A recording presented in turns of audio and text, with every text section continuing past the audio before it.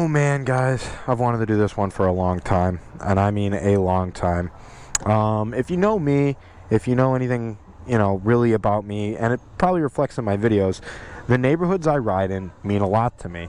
And by doing that, I've come across some really cool people. I've come across some not so cool people. I've, recorded shit that would never in a million years happen anywhere else but in my hometown here. So guys, today is the official episode 1 of Hood Eats. I cannot wait to start this. I came up with this idea about a year ago. So ever since I've been riding in the city of Chicago, I get this special feeling here, and it makes me always stay. People are like, oh, why do you want to stay in such a shithole? Why do you want to stay where the crime is so bad, where the people are so rude, the cops are so bad? Like, why do you want to stay there? And I think it comes down to just the feeling that you get in these streets. There's something about it. So guys, today, Hood Eats, episode 1.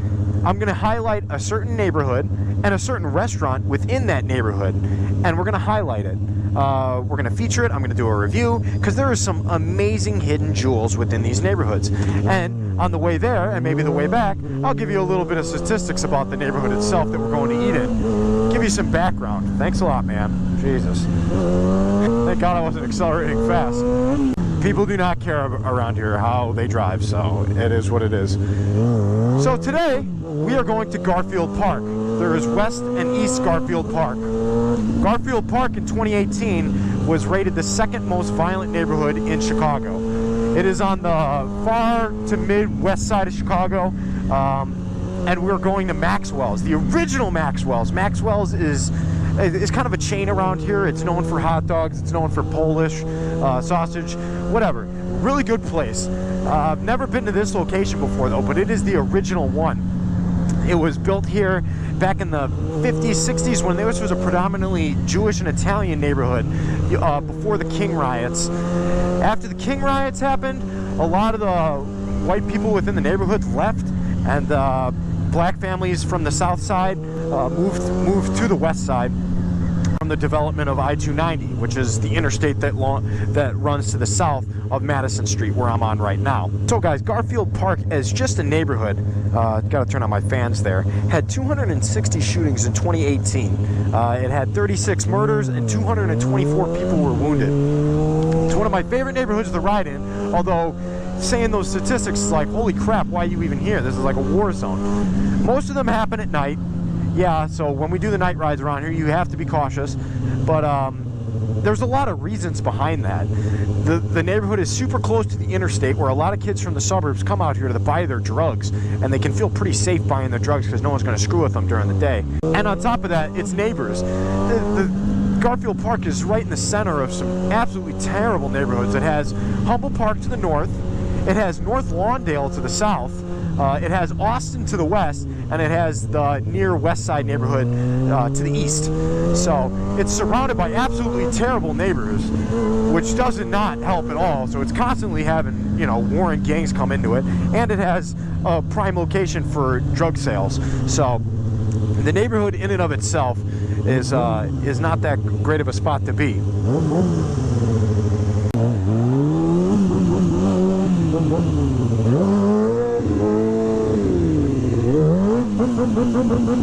There you go, one wheelie in the vlog. Sorry, I'm doing way too much talking here. But like I was saying, this was a predominantly white neighborhood back in the 60s. I actually had relatives that lived in this same neighborhood. My grandma and my aunt, or my great aunt, both lived in this neighborhood, born and raised in this neighborhood. And we brought them back here a couple months ago, and it was pretty, they were kind of shocked at what it's become. But in and of itself, some businesses and establishments are still functioning within the neighborhood, and they're hidden jewels. They really are.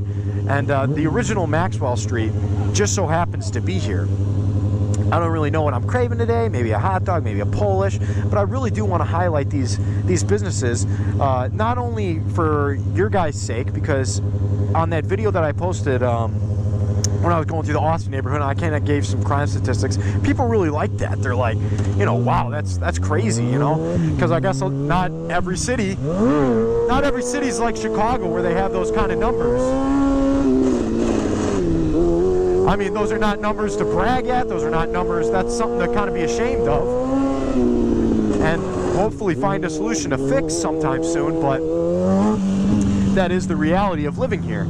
So I kind of wanted to highlight some of the crime statistics, give you a little bit of background within the neighborhood and why it is so bad. We're actually entering in the border of West Garfield and North Lawndale right now, which is one of the big problems of why the neighborhoods are so violent, because go figure, North Lawndale is the third most dangerous in Chicago, or most violent in Chicago, and that's because the gangs are always warring. So like I was saying though, I think that by highlighting some of the businesses within these neighborhoods, I'm not advocating people come here alone at 2 in the morning, but heck, if you're out with your friends, you know, you're all riding and you want a good spot to eat or something like that, I hope to, by this series, highlight some of these businesses that have withstood the test of time, have stayed here through the war zone that some of these neighborhoods have become, and really highlight them, and maybe advocate you guys going to them and supporting them, because I think at the end of the day, that's the only real thing that can bring a neighborhood back from the dirt, is supporting local businesses within them, bringing outside business, and supporting the guys that work a 9 to 5 within them.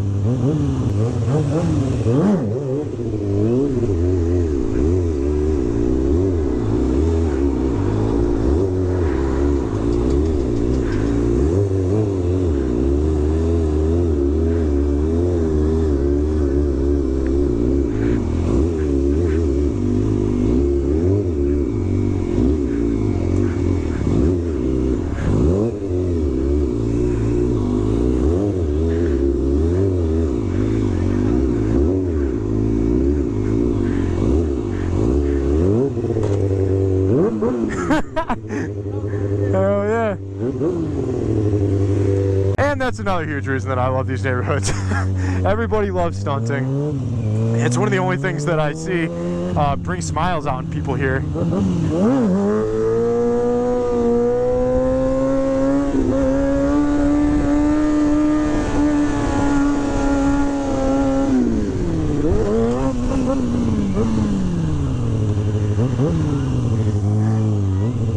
You like that?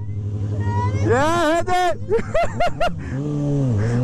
So guys, we're getting close to the hot dog stand here. This is Independent and Roosevelt, right on the border. Like I said, that is North Lawndale, and that's West Garfield. So jump back into West Garfield here. I just love how smooth Roosevelt is.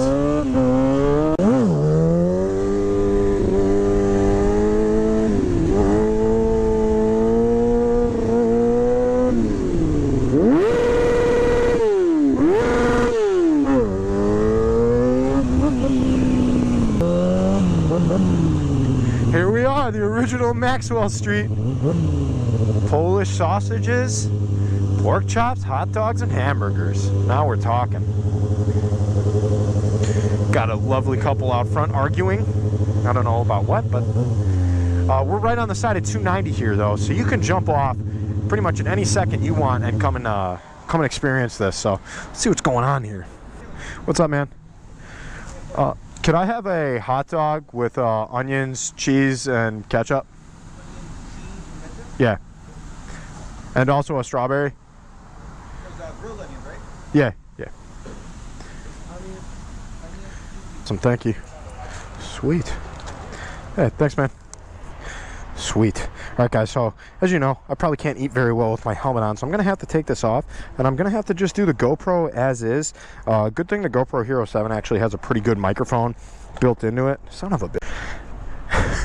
Eating on my bike's going to be challenging, but I'm going to have to get used to it if I'm going to do this series with you guys. And it is something that I've always really wanted to do, so I'm going to have to take my helmet off, but first looks good. Those are actually fresh fries, so I'm going to get back to this. Once I start actually chowing in, I'm going to get out of here.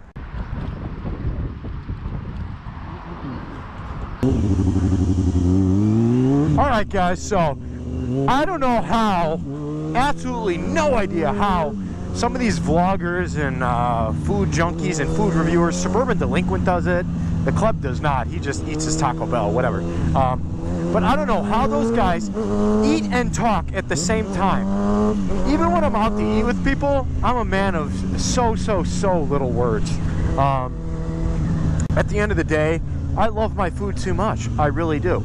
All in all, just what I expected. It was super good. Absolutely great. The cheese on the hot dog was good. The fries were the highlight. But if you know anything about Maxwell's, if you've ever eaten at Maxwell's before, you know the grilled onions are the best. The grilled onions that they have there, amazing. So the grilled onions on there. I know I don't get the classic Chicago dog.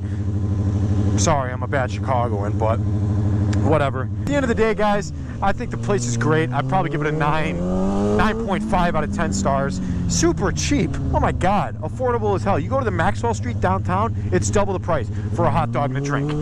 You get a hot dog and a drink there for $4 and fries for $4. You go downtown, it's like $9.50. So it's about double the price. So hey, come out here, support the original Maxwell's. Lord knows they need the help out here a lot more than downtown. And you know what? There's something nostalgic about it. There is. It's the original place. It's where it all began. And it is what it is. So guys, this is the heart of Garfield Park. This is the only real exception. This is the hub of the neighborhood, and it's actually beautiful. I see people taking their wedding pictures here all the time. It's the best thing that ever happened to the neighborhood, in my opinion. So guys, my end goal with Hood Eats, I really want to inform the outsider, you know, the non-local Chicagoan, of more, you know, have a little bit more history of Chicago instead of just, oh, it's a terrible place, I don't want to go there. I want you guys to know that there's still amazing businesses, there's amazing people here, and I hope I've shown you that in my videos. If nothing else, I hope I've shown you that. And to the local Chicagoan, I hope to maybe inspire some of you guys to get out, try some of these hidden gems, and come support some of these neighborhoods that kind of need it. If you guys like this kind of video, make sure to share it so it gets some kind of buzz going on it. If you guys don't, I don't know if I'm going to keep doing them, but I really want this to take off. I really want to inform local Chicagoans and outsiders both to what this city really is and some of the people that really do make it up, regardless of the neighborhood or not. So, all right guys, this is Brian636. Sorry for the lack of wheelies. Signing out. Peace.